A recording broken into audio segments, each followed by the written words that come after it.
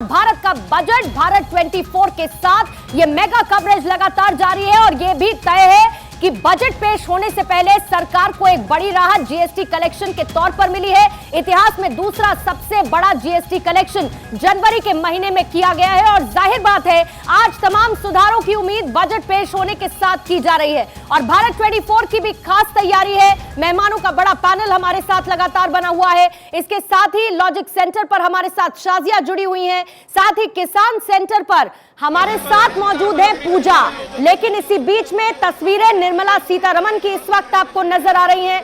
निर्मला सीतारमण और उनके हाथ में वो पिटारा जो जब खुलेगा तो क्या निकलेगा ये देखना होगा, क्योंकि वित्त मंत्रालय से इस वक्त निकली है वित्त मंत्री निर्मला सीतारमण। जो तस्वीरें इस वक्त आप देख रहे हैं और ये वो मोमेंट है, ये वो लम्हा है, ये वो तस्वीरें हैं जो हर एक बजट पेश होने वाले दिन में बहुत महत्वपूर्ण हो जाती हैं, क्योंकि लंबी चर्चा के बाद देखिए निर्मला सीतारमण ने कल देर रात भी वित्त मंत्रालय के अधिकारियों के साथ एक फाइनल चर्चा की थी और क्योंकि कैशलेस बजट का जो चलन था वो शुरू किया गया था और ऐसे में ये एक आप कह सकते हैं कि एक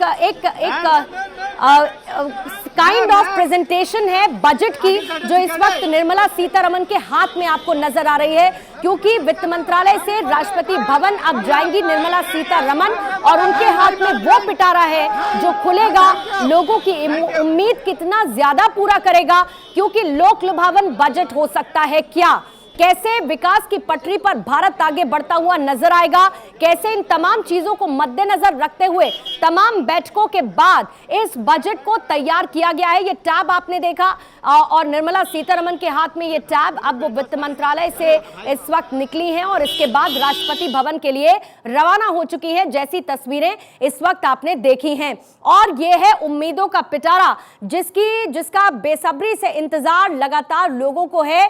अब जो बैठक थी वो भी खत्म हो चुकी है और टैब के साथ अब निकल चुकी हैं वित्त मंत्री निर्मला सीतारमण।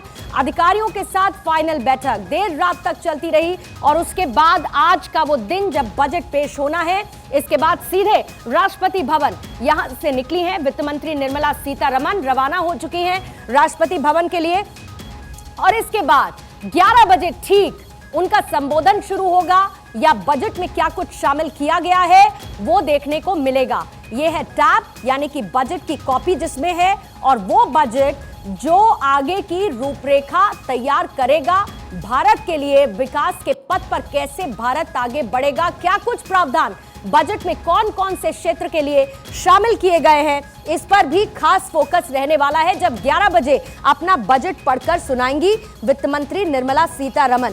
जाहिर बात है कि आम लोगों को इस बजट से बहुत उम्मीदें हैं, लेकिन वित्त मंत्री के हाथ में इस वक्त बजट की वो कॉपी है जिसमें तमाम बदलाव तय हो चुके हैं और वो बदलाव जिनका जिक्र वित्त मंत्री निर्मला सीतारमण बजट के संबोधन के दौरान करेंगी जब बजट वो पेश करने वाली हैं। राष्ट्रपति भवन के लिए फिलहाल रवाना हो चुकी है वित्त मंत्री निर्मला सीतारमण और जाहिर बात है चाहे कृषि क्षेत्र हो, शिक्षा क्षेत्र हो या फिर इनकम टैक्स स्लैब हो, हेल्थ है, सरकारी योजनाओं को लेकर जो नौकरी पेशा से लेकर बच्चों की पढ़ाई और होम लोन से स्वास्थ्य बीमा तक के नियमों में बदलाव की उम्मीद लगाए हुए लोग बैठे हैं, लेकिन ये तय हो चुका है कि क्या बजट में पेश होने वाला है।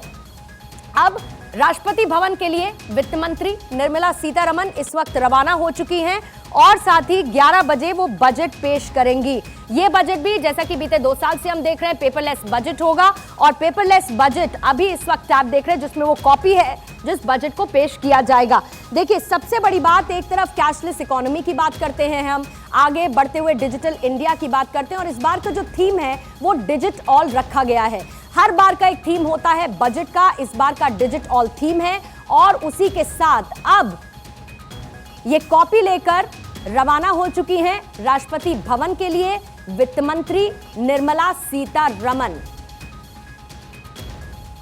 इन तस्वीरों के साथ साथ शेयर मार्केट से भी जानकारी जो मिल रही है प्री मार्केट ओपनिंग को लेकर तेजी, यानी कि शेयर बाजार के जो सेंटिमेंट्स हैं 250 अंकों से ज्यादा की बढ़त के साथ सेंसेक्स में इस वक्त नजर आ रहे हैं।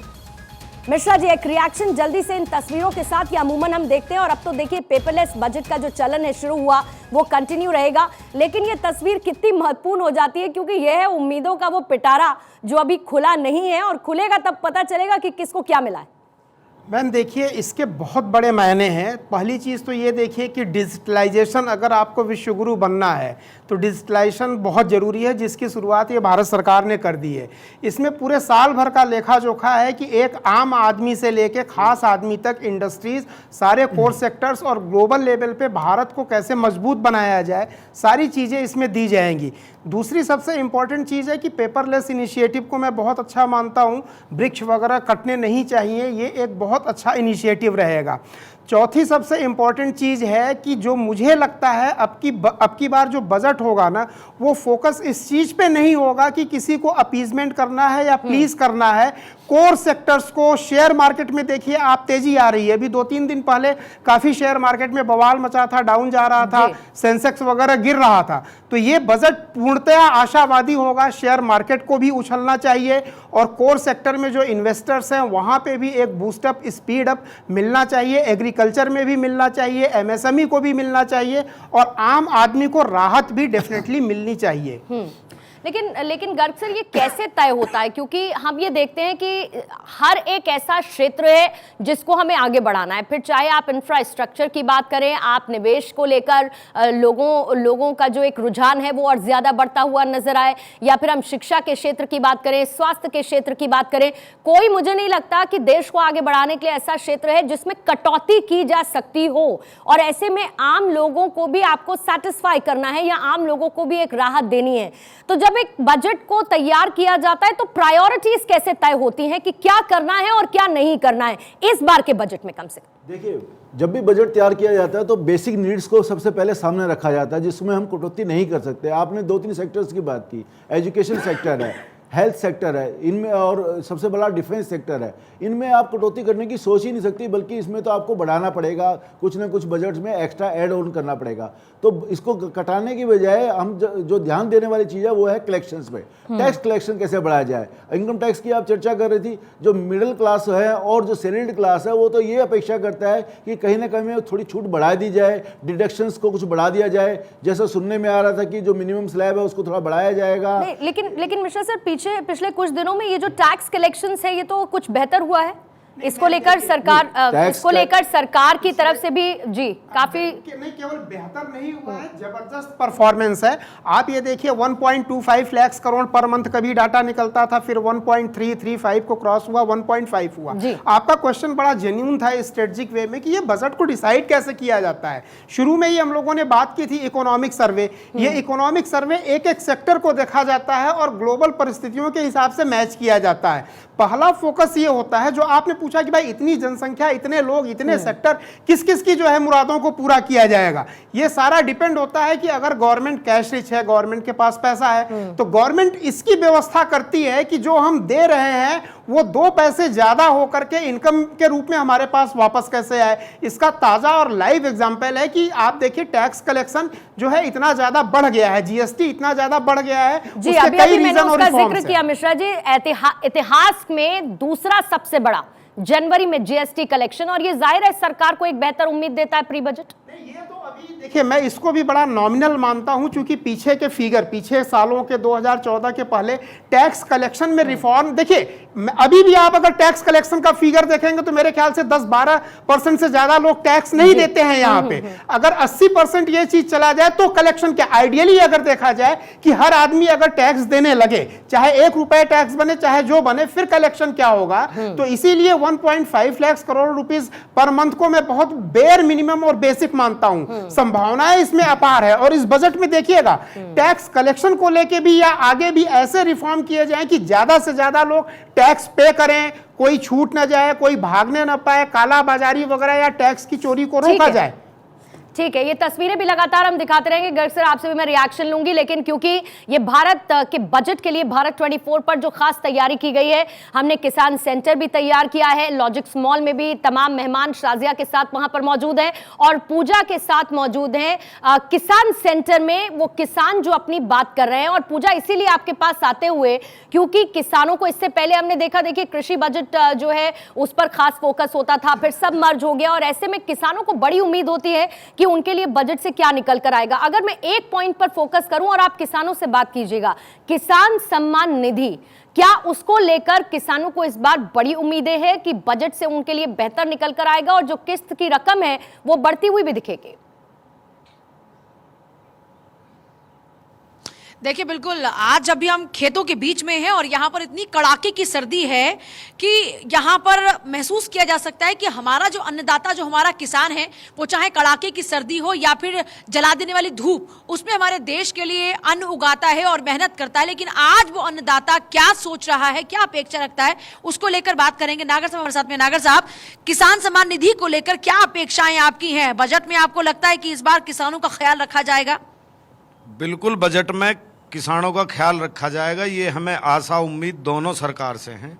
किसान निधि पे भी सरकार सोचेगी, किसान की बीमा पे भी, बीमा पॉलिसी पे भी किसान की पे सोचेगी, किसान के 15 साल पुराने ट्रैक्टर पे भी सरकार सोचेगी, किसान के बीज की सब्सिडी पे भी सरकार सोचेगी, यूरिया डाई पे भी सोचेगी, कीटनाशक पे भी सोचेगी, किसान के बच्चों की शिक्षा पे भी सोचेगी। किसान तो बिल्कुल भगवान की तरह भरोसा करके इस सरकार की तरफ सोच देख ही रहा है। अब पता चलेगा सरकार किसान के बारे में क्या सोचती है। अगर सरकार का सकारात्मक रवैया रहेगा, ये बिल्कुल किसान अभी तक तो उम्मीद में है, लेकिन ये किसान जब तक उम्मीद में ही है, क्योंकि जो पहले इन्होंने वादे किए, जो पहले इन्होंने घोषणा करी, आज ये अपना वो पिछला चिट्ठा उठा के देख लें, अगर एक भी मांग या एक भी घोषणा इन्हें पूरी करी हो। लेकिन ये बिल्कुल हम आगाह कर रहे हैं सरकार को, हम इंतजार कर रहे हैं बजट का, इनका पिटारा खुले, और पिटारा खुलने के बाद में अगर इन्होंने वो ही मनलुभावन, मनमोहनी और वही किसान को गुमराह करने वाली अगर घोषणाएं करी, तो इनका विरोध होगा, पुरजोर विरोध होगा, और किसान अब शांति से बैठने वाला नहीं है, ना इनके लॉलीपॉप से किसान झिकने वाला। ठीक है पूजा, ये तो तय है, ये तो तय है कि देखिए उम्मीदें नहीं टूटनी चाहिए, कम से कम किसान इसी बात की उम्मीद लगाए बैठे हैं। लेकिन एक दूसरी उम्मीद और नजरें थी, किस तरीके से मार्केट आज रिएक्ट करता है, किस तरीके से शेयर बाजार आज देखने को मिलता है। संदीप, आपके पास आते हुए, इतना तो प्री मार्केट ओपनिंग में दिख रहा है कि सेंटिमेंट्स बजट के साथ जाते दिख रहे हैं, उछाल के साथ प्री मार्केट ओपनिंग नजर आ रही है शेयर बाजार की। बिल्कुल, निश्चित तौर पर आज जिस तरीके से ओपन हुआ है मार्केट, काफ़ी हाई उम्मीदें जो है आज वित्त मंत्री निर्मला सीतारमण से जो है शेयर मार्केट ने लगाई है। मेरे साथ share market expert AP Shukla ji है, मैं इनसे जानने की कोशिश करता हूँ कि आज बड़ी हाई उम्मीदें जो है शेयर मार्केट ने लगाई, ओपनिंग ही 500 से अधिक से हुई। देखिए, आज तो बहुत बड़े खुशी का दिन है कि फुल फ्लेज बजट जो है ये सरकार का आखिरी है सेंट्रल इलेक्शन से पहले का। तो ये सारी चीज़ें जो है हर आदमी का एक्सपेक्टेशन है वित्त मंत्री जी से कि वो अपने पिटारे में से किसको कितना देंगी। तो इलेक्शन का होने की वजह से सबकी एक्सपेक्टेशन ये है कि भाई सबसे पहले जो सैलरीड क्लास हैं उनके जेब में महंगाई इतनी है, तो उसको फेस करने के लिए कैसे उनके जेब में टैक्स बचे, जो टैक्स वो देते हैं, और जो गरीब आदमी है उसकी झोली में और क्या जो है जाएगा, सरकार क्या फ़ायदा उनको पहुंचाएगी। ये सारी बातों का ध्यान अगर रखती हैं वित्त मंत्री जी। आज जो ये 500 की बढ़त हुई है, शेयर मार्केट की अपनी उम्मीद क्या है? क्योंकि जिस तरह से आप कह रहे थे दोहरे टैक्स से गुजर रहा है शेयर मार्केट, उम्मीदें क्या है? देखिए, हमें जो है हमारा बहुत पुराना ये मांग है कि हमारे यहाँ पे आपने कुछ कमाया या नहीं कमाया, उसके पहले बहुत सारे टैक्स लग जाते हैं। 6-7 टाइप के टैक्स है जो लग जाते हैं, इंस्टेंट देने पड़ते हैं।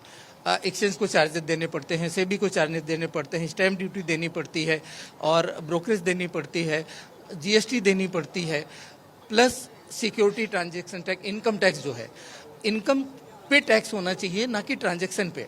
तो वो जो हमसे सिक्योरिटी ट्रांजैक्शन टैक्स लेते हैं, यानी कि संदीप, वो हमारा कमाया क्या से ज्यादा कि जो कमाया उसमें अलग अलग तरीके से बहुत कुछ चुकाना भी पड़ता है, जो जाहिर बात है कि इन्वेस्टर्स के लिए एक चिंता की बात तो होती है कि कमाया क्या, दे ज्यादा दिया। और जाहिर बात है अब ऐसे में तो देखिए एक तरफ जब इसकी भी चर्चा हो रही है तो मुझे याद आता है कि ऑनलाइन गेमिंग, उसको लेकर भी विचार हो रहा है कि उस पर भी इंपोज किया जा सकता है और टैक्स डिडक्शन हो सकता है। बहरहाल इसी बीच में लॉजिक्स मॉल चलते हैं और वहां पर शाजिया इस वक्त मौजूद है। शाजिया, आपके साथ तो देखिए इकोनॉमिस्ट भी हैं, सीएस भी हैं, और इन सीएस के पास हर एक वो सैलरीड क्लास पर्सन आता होगा जो कहता होगा जैसे तैसे मेरा थोड़ा बहुत टैक्स ज्यादा से ज्यादा बचवा दीजिए, और इस बार उसी टैक्स स्लैब पे उस सैलरीड क्लास की बहुत ज्यादा नजर है।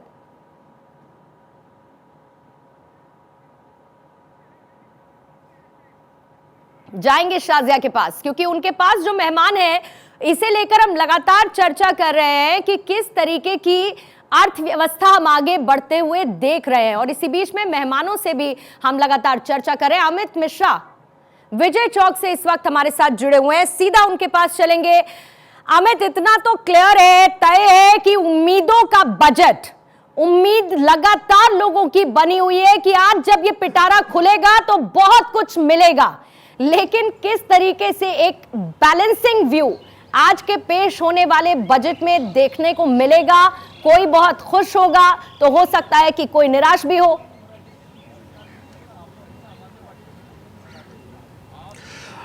बिल्कुल, देखिए महत्वपूर्ण यह है कि बजट के पहले जो प्रारूप आया है आर्थिक सर्वे यानी इकोनॉमिक सर्वे का, उसमें सरकार की जो मंशा है वो साफ दिख रही है। सरकार ने साफ कर दिया है कि जो विकास दर है वो 8 से 8.5% तक जा सकता है, यानी एक बहुत बड़ी बात है। विकास की दर को इतने ऊपर पहुंचाना सरकार की तरफ से जो मंशा है, लगातार विकास के कार्यों को सबसे ज़्यादा प्रोत्साहन दिया जा रहा है, वो बदस्तूर जारी रहेगा। दूसरी बात है जो महंगाई की दर है, उस महंगाई की दर पे अंकुश लगाने की पूरी कवायद सरकार की। तो दो चीज़ जिससे आप सामान्य यानी मिडिल क्लास जिससे प्रभावित होता है, वो दोनों बातें जो हैं वो इसमें समाहित थी। कल के आर्थिक सर्वेक्षण में आपने देखा होगा।